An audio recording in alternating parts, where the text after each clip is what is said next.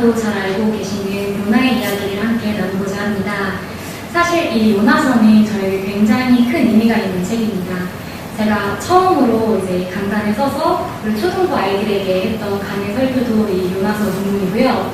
그리고 나서 몇 년 후에 제가 존경하는 교수님께서 이제 강의 설교를 들으면서 다시 요나서가 이런 내용이었구나 이렇게 깨달았던 제가 또 두 번째 거듭났던 그런 책이기도 한데요.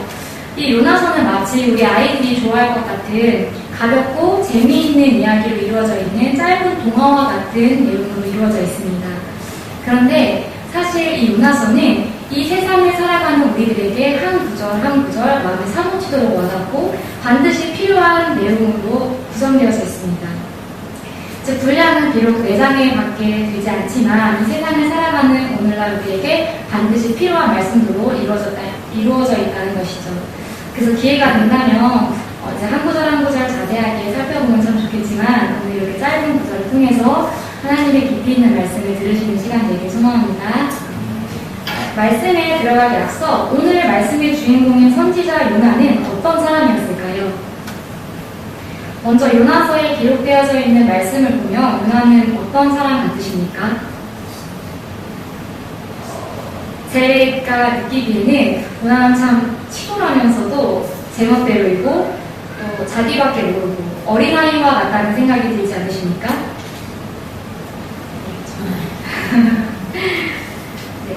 그런데요, 우리가 아는 이 요나는 요나서에만 등장하는 인물이 아닙니다. 열왕기하 14장 25절에도 기록되어져 있는데요. 제가 읽어드리겠습니다. 이스라엘의 하나님 여호와께서 그의 종 가드의 벨 아미떼의 아들 선지자 요나를 통하여 하신 말씀과 같이 여로보암이 이스라엘 영토를 회복하되 하마 너기로부터 아라바 바다까지 하였으니, 여기에 정확하게 요나서 1장 1절에 기록되어져 있는 것과 같이 아미떼의 아들 요나라고 기록되어져 있습니다. 즉 이 요나는 요나서에서만 기록되기 전부터 하나님의 말씀을 대언하는 선지자로서 사역을 감당했던 사람이라는 것입니다. 요나가 선지자로 활동할 당시 북이스라엘과 남유다는 하나님 보시기에 굉장히 약했었습니다. 그래서 당시 선지자들은 대부분 왕들에게 심판이 임할 것과 또는 회개를 촉구하는 그러한 하나님의 음성들을 선포했습니다. 그러나 이와 같은 말들은 사실 이미 하나님에 대한 마음이 떠나버린 왕과 백성들이 별로 듣고 싶지 않았던 말씀이었고, 선지자들은 대부분 무시당하며 오히려 거짓 선지자들이 더욱 흥하였던 그러한 시대였습니다. 그러나 요나는 다른 선지자들과는 다르게 북이스라엘 사람들이 느끼기에 좋아 보이는 하나님의 말씀을 선포했습니다. 그리고 요나가 선포한 말씀과 같이 정말로 북이스라엘이 하마 너비로부터 아라바 바다까지의 땅을 회복하게 되었죠. 그리고 무엇보다도 이때 영토가 확장되면서 북이스라엘이 가장 번성한 시기를 맞이할 수 있게 되었고, 그리고 그 영광이 마치 솔로몬의 시대와 같다고, 그렇게 최고로 살기 좋았던 시대였다고 기록되어져 있습니다. 그렇다면 그 당시의 사람들은 이 요나를 어떤 시각으로 바라봤을까요? 요나서를 좀 더 익숙하게 생각하는 우리와 같은 시각으로 요나를 바라보았을까요? 네, 아마도 그렇지 않았을 것입니다. 사람들이 느끼기에 어떤 실질적인 도움을 주었다고 느끼게 해준 요나는 아마도 사람들 눈에 되게 유능하고 대단한 선지자와 같이 느껴졌을 것이고, 아마도 인정받는 선지자였을 것입니다. 이렇게 세상적으로는 부흥할 때 영적으로는 반미래에서 굉장히 타락하는 것과 같이 이때도 마찬가지로 악이 점점 증가하고 인간은 더욱 타락하는 시대의 흐름이었으니까요. 어쨌든 요나는 사람들의 눈에 대단한 선지자로 비춰졌을 것입니다. 그렇다면 여러분 혹시 요나의 이름의 뜻을 알고 계십니까? 지금도 마찬가지지만 특히 이 유대 사회에서는 이 이름이라는 것은 큰 의미를 담고 있지 않습니까? 우리가 마치 그래서 성경을 처음 볼 때 이 성경에 등장하는 인물들의 이름의 뜻이 무엇인지 모두 숙지하고 성경을 읽지 않습니까? 네, 이 요나의 이름의 뜻은 바로 비둘기입니다. 지금이야 이 비둘기가 닭둘기가 되어서 이제 쫓아내려고 해도 걸어다니고, 그렇지만 여러분들께서는 잘 알고 계시듯이 이제 비둘기가 굉장히 날렵한 새 아닙니까? 그래서 원래 이 비둘기는 시속 90km로 800에서 1000km를 쉬지 않고 비행할 수 있는 그런 날렵한 새라고 합니다. 그래서 때로는 자기를 잡아먹으려고 하는 맹수들로부터 도망가고 숨는 것에 특화되어져 있는 새라고 합니다. 그리고 이 새 자체가 겁이 많고 두려움이 너무 많아서 소극적인 성격을 가지고 있고, 그래서 자신의 특기이자 장점인 그 날렵함을 그래서 도망가고 숨는 것에 많이 사용한다고 합니다. 앞서 말씀드린 것과 같이 어느 누구든 그냥 지은 이름은 없으며, 특히나 유대 사회에서 이름은 참 중요한 의미를 가지고 있습니다. 그것은 요나에게도 마찬가지였을 텐데요. 도망치고 숨는 것에 특화되어져 있는 새인 비둘기라는 비둘기의 의미를 가진 이름. 이렇게 이름의 뜻을 보니 참 요나와 비슷하지 않습니까? 사람들 눈에 보기에는 대단해 보이고 유능해 보이는 이 요나가 하나님의 음성이 임하자마자 단 한순간도 고민하지 않고 불순종을 선택했습니다. 바로 요나서 1장 3절부터 말입니다. 그저 하나님의 말씀만 전달해서 사람들에게 인정받은 요나가, 하나님의 음성이 없으면 사실 이 아미 때의 요나가 무슨 의미가 있겠습니까? 하나님 빼면 존재 자체가 없어지는 선지자인 요나가 하나님의 말씀을 거들떠도 보지 않았다는 것입니다. 이 얼마나 큰 교만입니까? 그런데요, 이 하나님의 부담스러운 명령 앞에 도망치고 숨는 이 요나의 모습이, 이 교만한 요나의 모습이 마치 우리의 모습과도 너무나도 닮지 않았습니까? 우리는 삶을 살아가며 우리의 매 순간들이 하나님의 은혜라고 고백합니다. 그러나 우리는 우리가 입술로 고백하는 그 고백과 같이 살아가지는 않습니다. 하나님의 은혜로 새 생명을 얻었고 180도로 바뀐 정반대의 삶, 가치 있는 삶, 참 소망이 있는 삶을 살아감에도 불구하고 하나님의 말씀 앞에 불순종하는 것을 단 한순간도 고민하지 않고 선택하며 하나님의 말씀을 오히려 귀찮아하며 살아가지는 않으십니까? 십자가의 길이라는 것이 아주 좁은 길이고 험난한 길이고 자기 부인의 길이라는 것을 이 자리에 계신 여러분들께서 모두 이미 잘 알고 계시고 인정하는 그러한 명백한 진리임에도 불구하고 나를 조금이라도 힘들게 하는 자기 부인의 음성을 들었을 때 뒤도 돌아보지 않고 도망치고 계시지는 않으십니까? 하나님의 사람이 어떻게 하나님의 명령과 음성 없이 살 수 있겠습니까? 그렇다면 그게 과연 정말 하나님의 사람이겠습니까? 예수 그리스도의 종이고 하나님의 자녀된 우리가 어떻게 온통 세상적인 기준으로 가득 차서 우리가 하고 싶은 일만 하며 살아갈 수 있겠습니까? 또한 요나의 문제는 이 불순종에만 있지 않았습니다. 요나는 자신의 민족에 의해서는 굉장히 앞장서서 일했던 사람입니다. 그런데 요나 기준에서, 요나의 시선에서 절대 용납하지 못하는 저 아수르라는 나라의 수도 니느웨는 충분히 심판받아 마땅한 곳이었기 때문에 하나님의 경고를 회개하라는 그 음성을 전할 수가 없었습니다. 결국 이러한 마음으로 불순종을 선택했다는 것 자체가 사실은 하나님과의 어떤 관계, 그리고 그 마음의 중심의 문제이지만 그 관계와 중심을 흔들 만큼 저 아수르라는 민족을 미워하며 더 나아가 경멸했다는 것입니다. 이러한 요나의 편협한 마음으로 인해 요나는 무너지게 된 것이죠. 다시 말해 요나의 약점은 이러한 마음이었다는 것입니다. 우리에게는 이와 같은 편협한 마음은 없는지 한번 살펴보길 소망합니다. 우리 모두에게는 인정하고 싶지 않지만 적당한 선이 있습니다. 여기까지는 괜찮고 여기까지는 괜찮지 않은 그러한 선이 있다는 것입니다. 내가 생각했을 때 내 기준이 합당하고 좋은 사람이 있고 반대로 그렇지 못한 사람이 있습니다. 그런데 그게 과연 하나님께도 동일하게 적용됩니까? 어디 나의 기준이 하나님의 기준과 동일하다고 누가 그렇게 자부하며 말할 수 있겠습니까? 내가 봤을 땐 소망이 없어 보이고 별거 아닌 것 같고 자기밖에 모르는 것 같아 보여도 하나님께서 아니라고 말씀하신다면 아닌 것 아니겠습니까? 언제까지 그렇게 선을 긋고 벽을 만들어서 사시겠습니까? 언제까지 그렇게 자기 기준에 조금이라도 벗어나면 미워하고 싫어하고 불편한 기색을 내며 뿌리치겠습니까? 언제까지 그렇게 요나와 같이 편협하고 이기적으로 관계를 맺어가시겠습니까?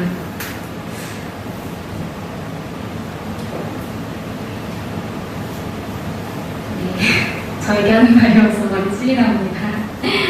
예수 그리스도께서는 원수를 사랑하며 심지어 나를 박해하는 사람을 위해 기도하라고 말씀하셨습니다. 내가 좋아하는 사람을 좋아하고 내가 사랑하는 사람을 사랑하고 내 가족만 챙긴다면 사실 세상 사람들과 별로 구별될 게 없지 않겠습니까? 우리가 세상 사람들과 비교했을 때 대체 어디에 구별됨이 있겠습니까?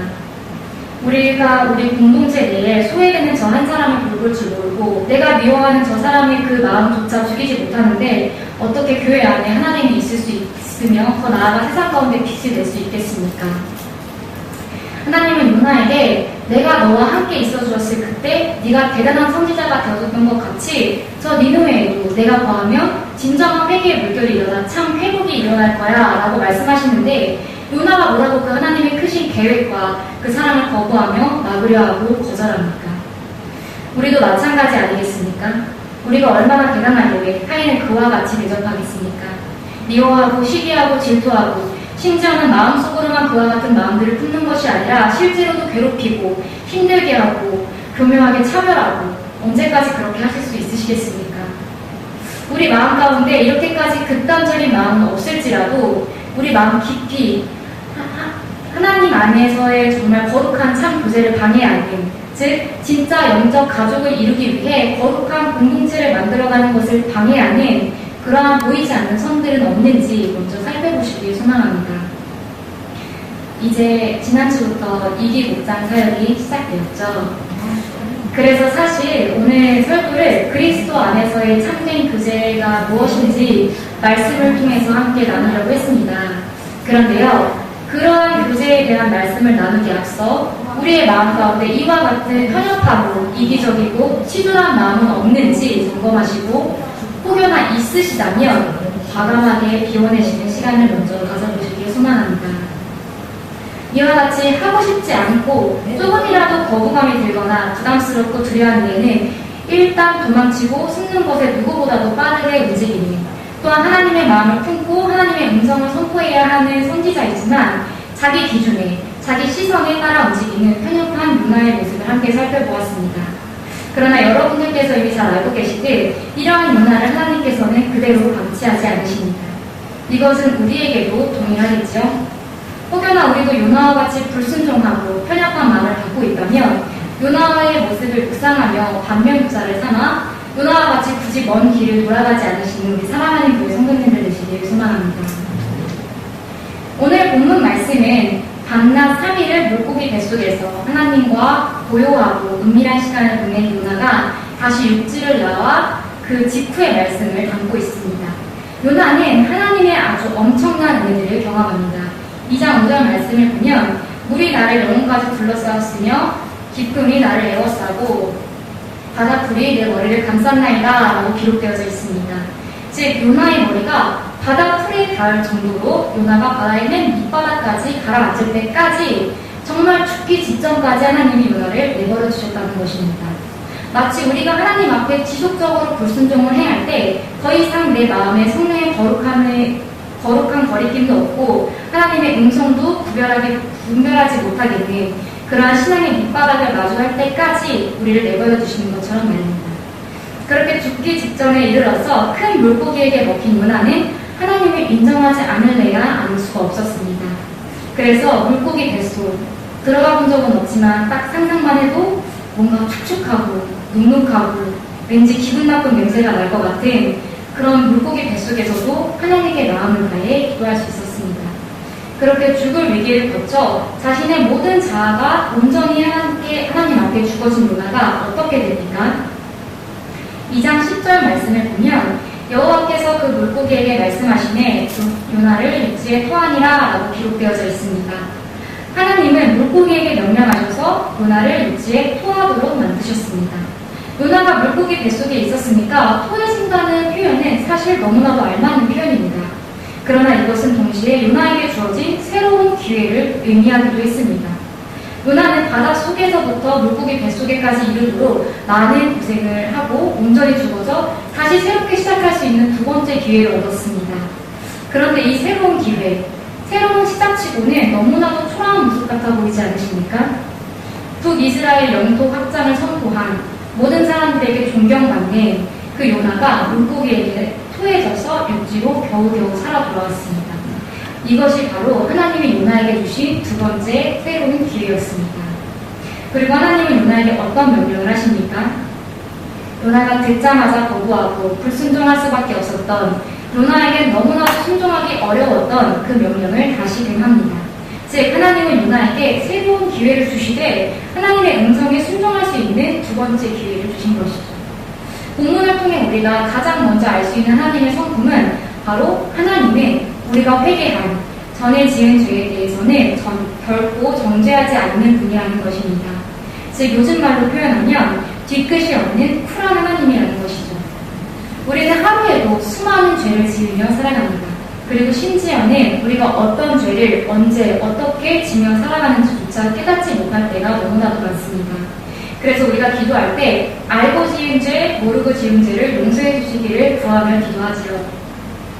그런데 하나님께서는 이렇게 시도 때도 없이 아주 수많은 죄를 지으며 살아가는 우리에게 온전한 회개를 하고 넘어갔다면 그 어떤 정죄도 하지 않으신다는 것입니다. 그러나 그렇다고 해서 그 죄에 대한 책임을 아예 간과해버리지는 않으십니다.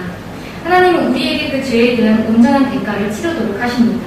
그리고 오늘 본문에서는 요나의 불순종이라는 죄에 대한 책임을 지는 것을 바로 하나님의 말씀에 다시금 온전하게 순종하는 것으로 요구하고 계신다는 것입니다.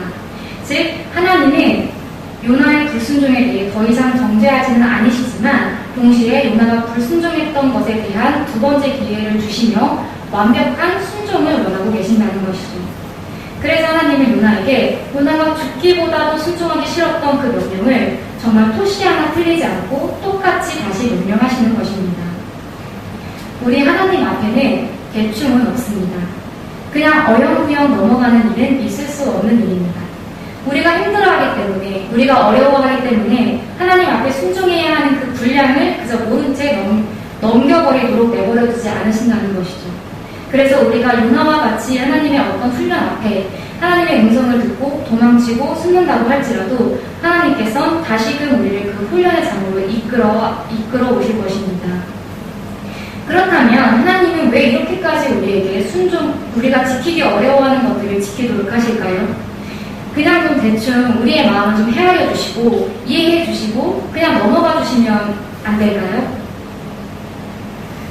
이 자리에 저희 김혜준 지사님이 계시는데 여러분들께서 보시기에는 우리 김혜준 지사님께서 엄하셨을까요? 엄하지 않으셨을까요? 네, 많은 분들이 고개를 이렇게 저으시면서 엄하지 않으셨을 거라고 말씀하시는데 네, 틀리셨습니다. 이게 참 시대에 따라서 이 엄하다는 기준이 조금 변해가는 것 같은데 제가 생각했을 때 제 기준에서 굉장히 엄하셨던 것 같습니다. 하시는데요. 굉장히 넘어졌던 것 같습니다. 그래서 참 많이 혼나는데요. 매도 많이 맞고 야단도 많이 맞고 그랬습니다. 물론 그 당시에 어린 나이에는 부모님이 원망스럽고 또 이해가 가지 않을 때가 너무 많았습니다. 그런데 시간이 지나니까 이게 감사하더라고요. 전부 다는 아닌데요. 감사하더라고요. 그리고 무엇보다도 이제는 부모님의 마음을 조금이나마 이해할 수 있게 되더라고요. 아, 내가 그때 정말 잘못했었구나. 비록 내가 어린 나이에 아무것도 몰랐다고 할지라도 부모님께 상처를 줬을 수도 있겠구나. 나를 훈육하면서 부모님의 마음이 너무 아팠을 텐데 나를 위해서 엄하게 혼내주셨구나. 이런 마음을 이제야 조금씩 알겠더라고요. 네, 여러분들께서도 자녀를 훈육하시면서 이제 아이들이 자아가 생기고 생각이 자랄수록 옳고 그른 것에 대해서 더 명확하게 가르쳐주지 않습니까? 그래서 종종 아이가 너무 예의 없게 굴거나 또는 너무 위험한 행동을 하거나 또는 뭐 정말 넘겨서는 안 될 그러한 잘못을 저질렀을 때 그저 넘겨버리지 않으시는 것과 같이 우리 하나님도 우리를 너무 사랑하시기 때문에 우리가 잘못된 길로 나아가는 것을 그저 그대로 내버려두지 않으신다는 것입니다. 그렇다면 과연 요나가 니느웨를 품지 못하는 것이 왜 그렇게 하나님 앞에 큰 잘못이었을까요? 물론 하나님 말씀에 불순종한 것은 명백한 죄입니다. 그러나 아수르는 사실 실제로도 이스라엘 민족들을 너무나도 괴롭힌 잔인하고 잔혹하기도 소문난 이방민족 아닙니까? 그런 죄악으로 가득 찬 아수르에 가기 싫어하는 요나의 모습이 이방 사람들에게 수치를 당하고 죽을 뻔한 위기를 수차례 겪고 물고기 뱃속에 들어가는 그러한 경험을 할 만큼의 잘못이었을까요? 잘못이었을까요? 네, 우리 함께 3절 말씀을 다시 한번 읽어보도록 하겠습니다. 시작! 요나가 여호와의 말씀대로 일어나서 니느웨로 가니라. 니느웨는 사람만 하나님 앞에 큰 성읍이더라. 아멘. 아수르의 수도인 니느웨는 하나님 앞에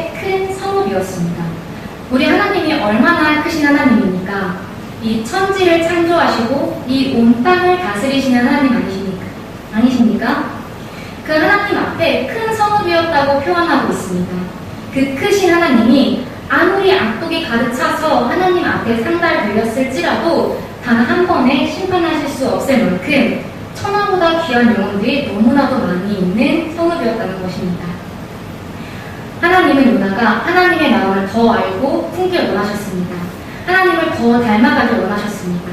그래서 하나님이 사랑하는 저 큰 성읍 니느웨로 하나님이 너무 사랑하는 요나를 보내셨지만 요나는 하나님이 사랑하는 그 성읍을 그리고 하나님의 말씀을 너무나도 가볍게 여겼습니다. 우리가 이미 너무나도 잘 알고 계시겠지만 하나님은 사람을 통해 일하십니다. 그리고 더 가까이는 우리를 통해서 일하기 원하십니다. 그런데 하나님의 일을 동참하기 위해서는 하나님의 음성에 온전히 순종하고 하나님의 음성을 대변할 때 그 하나님을 더욱 깊게 느끼게 되는 것입니다. 즉, 저 악독으로 가득 찬 니느웨의 편에 서는 것도 아니고 그리고 지속적으로 민족적 괴롭힘을 당해왔던 이스라엘 민족의 편에 서는 것도 아니며 그렇다고 그저 내 감정, 생각, 지식, 경험들을 의지해서 내 편에 서는 것도 아니라 하나님의 마음과 생각을 기준으로 삼아 하나님의 편에 설 때 하나님의 마음을 알게 된다는 것입니다. 하나님의 마음을 깨달아야만 제대로 된 하나님이 원하시는 곳에 선포할 수 있는 것 아니겠습니까? 앞서 자녀들을 양육할 때의 비유를 들었었는데요. 아이들에게 처음 양육을 시작하면 어떤 것들을 가리킵니까? 기본적인 예의 또는 도덕적 규범 또는 사회적 규범들을 가리키지요. 저는 그렇게 배웠는데 네. 아무튼 왜 그렇게 앞서 말씀드린 기본적인 것들을 가르칠까요? 흔히 친구를 때려서는 안 돼. 친구들이랑 사이좋게 지내는 거야. 맛있는 음식은 나눠 먹어야지. 물건을 함부로 던지는 게 아니야. 왜 이런 것들을 가르칩니까? 다양한 이유가 있겠지만 제가 생각했을 때 가장 먼저 떠오른 것은 집에서는 이런 것들이 통할지는 몰라도 우리 아이들이 밖으로 처음 나가서 만나는 그 사회들, 어린이집, 유치원, 학교 또는 직장, 더 큰 사회에서는 결코 이러한 것들이 통하지 않기 때문이죠. 그곳에서는 나의 어리광이 더 이상 통하지 않는다는 것을 더 냉혹하고 더 차갑게 피부를 경험하지 않게 하기 위해서 더 깊게 상처받지 않게 하기 위해서 더 강하게 가르치는 것 아니겠습니까? 우리가 그리스도 안에 죽고 그리스도 안에서 다시 태어나 이제 세상으로 나아가야 하는데 이 세상이 호락호락합니까? 우리가 편한 대로 내 중심대로 살았다가는 그리스도인으로서 빛을 내리커녕 우리의 믿음조차 지키기 너무나도 어렵지 않겠습니까? 하나님은 그것을 너무나도 잘 알고 계시기에 그 중심에 더 단단하게 하나님을 깨달아 알게 하시는 것 아니겠습니까? 세상의 어떤 상황과 형편에도 흔들리지 않도록 하나님의 마음을 깨달아 경험하여 알게 하신다는 것입니다. 그렇게 하기 위해서는 마치 어린아이들을 처음 훈육할 때 늘 모든 것을 다 받아주었던 부모님이기에 아이가 할 수 있는 만큼 끝까지 고집을 부리다가도 완고한 부모님의 훈육에 그 고집이 꺾여지는 것과 같이 우리 또한 하나님 앞에 우리의 고집이 좀 꺾여줘야 된다는 것입니다. 그렇게 나를 죽여나가야 하나님 말씀에 온전히 순종할 수 있게 되고 내가 좀 꺾이고 죽여져야 하나님을 바라볼 그때 하나님의 마음을 품고 이 세상 가운데 그리스도인다운 모습으로 살아갈 수 있게 되는 것 아니겠습니까? 그것을 위해 즉 우리가 먼저 사는 것과 더 나아가 하나님과 동역하기 위해 하나님은 끊임없이 우리에게 기회를 허락하시며 온전한 순종을 요구하신다는 것입니다. 그러나 이러한 하나님의 명령에 요나는 어떻게 반응합니까? 우리 함께 3장 4절의 말씀을 다시 한번 읽어보도록 하겠습니다. 시작. 요나가 그 성읍에 들어가서 하루 동안 다니며 외쳐 이르되 40일이 지나면 니느웨가 무너지리라 하였더니. 아니, 요나는 하나님이 요나에게 첫 번째로 말씀하셨던 그 음성과 토시 하나 틀리지 않는 명령이 임했을 때 이전과 같이 반응하지 않았습니다. 전에는 고민도 하지 않고 불순종을 선택했더라면 두 번째 기회 때는 고민도 하지 않고 니느웨를 향해 나아갔습니다. 그러나 이것은 과연 온전한 순종이었을까요? 그렇지 않았습니다. 요나는 하나님 앞에 큰 도시였던 니느웨를 단 하루 만에 돌아버립니다. 이 니느웨가 이렇게 마두동처럼 하루 만에 다 돌 수 있는 동네였습니까? 성경의 니느웨는 4일 동안 걸을 만큼 큰 성읍이라고 기록되어져 있습니다. 그럼에도 불구하고 요나는 이렇게 단 하루 만에 돌아버립니다. 그렇다면 요나가 단 하루라고 선포한 말씀이 과연 하나님이 정말 원하시는 말씀이었을까요? 요나는 단순하게 40일이 지나면 니느웨가 무너지리라 라고만 외쳤습니다. 하나님이 요나가 니느웨를 향해 선포하기 원하셨던 내용이 고작 이런 내용이었을까요? 하나님은 니느웨로 가서 그 악독이 내 앞에 상달되었다 라고 선포하라고 명령하셨습니다. 네, 그 악독이 상달되어서요. 그래서 하나님이 요나에게 선포했던 내용과 같이 그저 40일 뒤에는 무너질 것이라 말씀하셨습니까? 무너질 거니까 이사를 가든 아니면 남은 시간이 얼마 없으니 더 신나게 놀아보라는 그런 마음대로 살아보라는 그런 내용이었겠습니까? 그저 시한부 판정이었을까요? 요나는 하나님 앞에 이루 말할 수 없는 불순종의 죄를 지은 자신에게 하나님께서 어떻게 행하셨는지 방금 경험하고 온 사람입니다.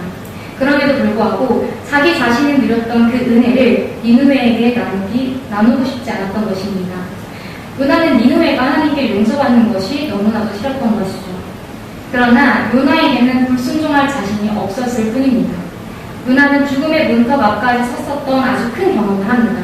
그래서 정말 두렵고 크신 하나님을 만났기 때문에 단지 비겁한 방법을 선택한 것 뿐입니다. 요나는 물고기 뱃속에서 분명히 하나님 앞에 회개했고 하나님은 요나에 대한 그 교만한 마음들을 꺾어 나가셨습니다. 그리고 하나님은 다시금 두 번째 기회를 주셔서 명령하셨을 그때에도 요나는 즉각적으로 순종했습니다. 하지만 요나의 순종은 너무나도 비겁하고 온전하지 못한 순종이었습니다. 요나의 이 완악한 마음, 내가 죽어도 저 백성이 회개해서 잘되는 꼴은 못 보인다는 그 말은 결국 그 마음이 방금 하나님 앞에 죽어졌음에도 불구하고 다시금 불쑥불쑥 내가 주인 되어져 버리는 요나의 마음 아니겠습니까? 그 모습이 우리의 모습과 같지 않겠습니까? 매주 결단하고 매주 생각하고 매주 회개하지만 우리의 삶을 돌아보면 늘 제자리 걸음입니다. 제자리 걸음이라고 우기기는 하지만 사실은 뒤쳐져 가고 있는 것이죠. 신앙생활은요, 올라가거나 내려가거나 둘 중 하나입니다. 내가 머무르고 있다 싶으면 조금씩 후퇴하고 있는 것이죠. 내가 하나님을 믿긴 믿고 신앙의 연수는 날이 갈수록 쌓여가는데 어떠한 변화도 없고 변화되어지려는 어떤 거룩한 싸움도 없다면 사실은 올바른 신앙생활을 하고 있지 않는 것과 같은 것 아니겠습니까? 하나님은 우리를 더욱 그리스도인답게 하시기 위해 수많은 것들을 요구하십니다. 그 중심에는 다른 것이 있는 게 아닙니다. 내 마음에, 내 자아를, 내 이성과 생각을 죽이고 성령의 음성, 그 음성을 따라가도록 하는 것. 그렇게만 살아간다면 사실 로봇에 불과하겠죠. 하지만 나를 죽여 온전히 순종을 거듭해 나갈 때 하나님의 음성에 순종하는 것이 나에게 참 기쁨이 되어지는 것입니다. 그 제자에 하나님의 마음을 품고 하나님의 일에 동역하는, 그리고 그것이 너무너무 기대되는 정말 재미있는 신앙생활을 시작할 수 있게 되는 것이죠. 말씀을 마무리하려고 합니다. 우리 하나님은 사랑, 즉 우리를 통해 일하십니다. 아멘이시죠? 아멘. 과거로부터 지금도 그리고 앞으로도 계속 그렇게 하실 것입니다. 그런데 하나님은 우리를 통해 일하시기 위해 우리와 동역하시기 위해 우리를 만들어 가십니다. 하나님은 어떤 분이신지, 하나님은 어떤 마음을 품고 계시는지, 어떤 길로 인도하는지 우리가 감히 가늠하고 생각할 수 있는 정도의 하나님이 아니라는 것을 알게 하기 위해 우리의 이성과 우리의 상황과 형편을 다 깨시고 우리에게 오직 하나님만을 보여주신다는 것입니다. 우리가 그 하나님을 바로 보기 위해서는 우리의 순종이 필요합니다. 우리가 순종하지 않는다면, 우리의 것들을 깨뜨려 나가는 것을 거부하며 하나님 앞에 복종하지 않는다면 우리의 수많은 생각과 이성과 계획과 경험들이 하나님을 바라보지 못하게 만들기 때문에 하나님은 한치의 양보도 없으시고 우리에게 지속적으로 동일한 기회를 주시는 것입니다. 그 기회 가운데 요나와 같이 비겁하게 반응하지 않기를 소망합니다. 오늘날 우리가 살아가는 시대가 추수할 때는 이를 얻지만 추수할 자는 없는 시대를 살아가고 있지 않습니까? 우리 사랑하는 교회가 하나님의 거룩한 일을 감당해낼 만한 교회가 되었으면 좋겠습니다. 정말 하나님과 함께 동역하고 그것을 위해 우리의 것들을 버리고 포기하고 하나님을 바라볼 줄 아는 그런 성도님들 한 분 한 분 되셔서 우리 교회 공동체의 어떤 영적인 흐름이 정말 하나님 앞에 순종하고 복종하기를 오히려 더 기대하고 즐거워하는, 그렇게 하나님께 쓰임받는 사랑하는 교회 되기를 간절히 소망합니다. 함께 기도하겠습니다. 사랑의 하나님, 누나를 통해 우리 마음 가운데 하나님의 기준이 아닌 우리의 기준으로 누군가를 판단하고 정죄하며 미워하고 있지는 않는지, 또는 나도 모르는 나만의